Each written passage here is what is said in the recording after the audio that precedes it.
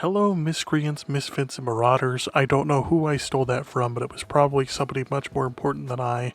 Welcome back to Shut Up and Die, the D&D podcast that features myself, ViperAxes, and my good friend. You're probably wondering why this episode is as short as it is, and that's because I'm an idiot. OBS recorded everyone's audio but mine, so instead of redoing the entire session, we decided to give you a very special episode. I will be recounting the events of episode 12 as a story, so not only is it digestible, it also allows us to progress the game and the overall story of Shut Up and Die going forward next time we play. So without any further ado, let's dive in. On this fateful night, you're traveling in the midst of a storm when you find yourself standing before an old roadside tavern. A tattered sign reads The Lore Keeper, and through the windows, travelers and adventurers alike are drinking away and enjoying each other's company. You, having no interest in braving the road ahead in this storm, step inside and immediately lock eyes with a person in elegant, mysterious purple robes. You stand there for a moment, and they gesture you forward and urge you to have a seat. As you oblige, the man calls over a round of drinks and begins to speak.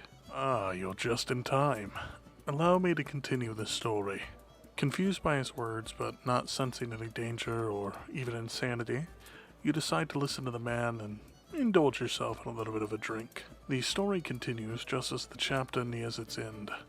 As you know, the Drifters had been investigating the election, and more specifically, one Shander Froth.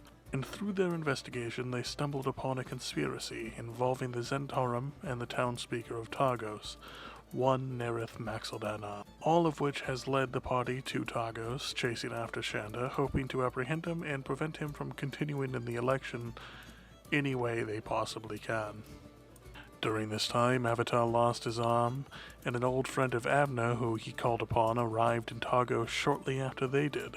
And to add a touch of the arcane, Guy, a man who's all too familiar with it, appeared out of a coin, much to Theodos's amusement.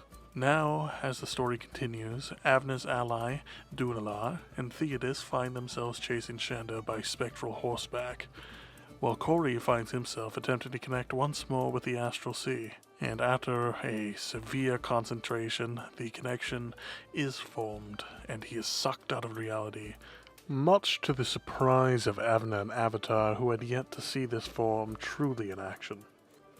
By this time, a thick blizzard had formed, leaving Theodos and Dunalar blindly following Shander, but with the aid of Ro, Theodos's familiar raven, they found Shander sleeping away from the blizzard. Thinking fast, the two old friends tied him up, gagged him, and loaded him onto a sleigh, dragging him towards Targos through the blizzard. And meanwhile, Avner, Avatar, T, and Guy found themselves at the Three Flags Tavern, drinking and singing the night away, waiting for the blizzard to pass, so that they could regroup with Dunalar and Theodos at the very least, not knowing when or how Corey could even reappear. And speaking of Corey, where is he, I hear you ask? Well, upon entering the Astral Sea, the first time he had ever done so by choice, he was immediately ambushed by the Black Spider, who up until now had only been trapped within his mind. And now that they were disconnected, the Black Spider kicked Corey into the fabric of cosmos that connects the Astral Sea to the various realms and universes. But much to his own dismay, the Spider realized they were still somehow connected, which led to him being dragged into the void along with Corey. The two went through a series of trippy and painful experiences before landing in non-existence. With the two now only existing as consciousness, they finally had an opportunity to speak for much longer than they had before. And they managed to put their differences aside and, for the moment, began to brainstorm a way out of the void. In the mortal plane, the blizzard cleared, and those in Targos began rushing towards Good Mead, hoping to find Dunalar and Theodos waiting for them. But shortly after hitting the road, the two groups collided, and they stopped in a small area of trees nearby. They immediately got to work interrogating Shander, but things went south when he refused to share much information. And even with the aid of Guy's magic and the pain they inflicted on him, they weren't getting any answers. So Dunalar, still filled with adrenaline, killed the dwarf and hung him on a nearby tree. The group then made their way to Good Mead, feeling a little off about the whole situation, as they did just commit murder, During all this, however, Corey and the Black Spider were once again whole and escaped the Astral Sea, waking up in the north of Icewind Dale near the coast. But as Corey came to gather his bearings, he was confronted by an old friend, one confused Droop, who was happy to see Corey but insisted he was supposed to be with Guy after they teleported. But when he woke up, he was alone and only had these new druidic powers. Confused but happy to see Droop, the two decided to head off to look for the others, but instead found themselves at the docking site of the White Squall, the very same airship that Avner heard about the day prior and was granted permission to use for himself and the Drifters. The ship was in a very poor state. Much of its original equipment and main frame was still intact, but rusted or either scrapped or destroyed. So they explored for some time, making notes of the land nearby to mark its location for future use, and made sure to note what was and wasn't damaged so they had a better idea of how to prepare it. But as they prepared to leave and head towards Good Mead, Corey took notice of two figures watching him in the distance, before they quickly ran off, evading any sort of contact, which immediately led Corey and Droop to follow them for some time. Back in Good Mead, things were not going well for the Drifters. Avner, disguised as a woman, informed Captain Vance of a Shander dropping out of the election.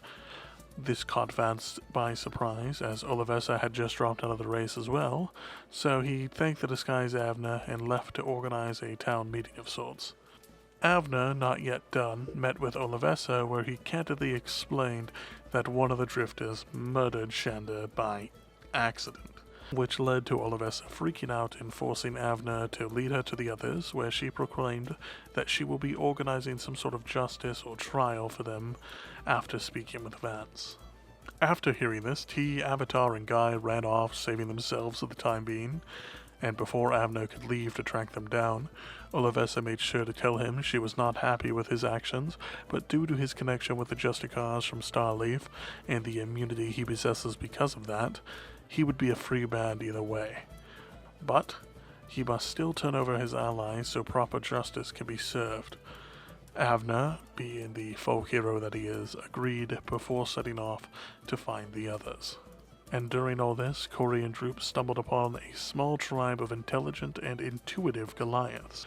And from the information that Elder Olo told them, Corey's father, Koda Krung, came here 20 years ago, forever changing their history going forward.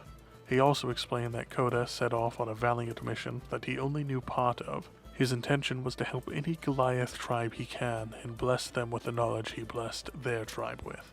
Corey thanked Olo and promised to return when he intends to fix the White Squall, as Olo and the tribesmen know how to repair it due to scrapping it for many parts in the past. And now knowing that his father was possibly still alive, Corey was filled with new hope and goals as he set off towards Good Mead to find his friends. Thank you for listening, wary traveler. I have been Viper Axes, and this is Shut Up and Die. I will see you guys next week with a brand new episode.